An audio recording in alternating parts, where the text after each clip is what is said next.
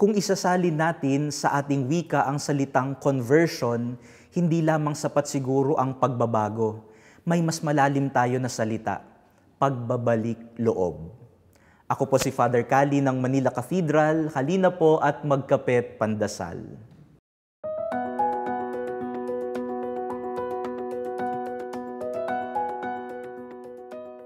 Isa sa mga mahalagang tagpo sa Ebanghelyo na binabasa kapag Kwaresma ay ang kwento ng alibughang anak, the prodigal son. Ang kwento ng anak na lumayo sa kanyang mapagmahal na ama, subalit sa bandang huli ay nagsisi at bumalik sa tahanan ng kanyang ama. Ginamit ni Jesus sa kwentong ito ang larawan ng paglayo at pagbabalik. Madalas kapag may nakakausap ako, kailan pa ang huling simba mo? Ang isasagot sa akin, Father, masyado yatang malaki ang kasalanan ko kaya hindi na ako nagsisimba. Baka di ako tanggapin ni Lord.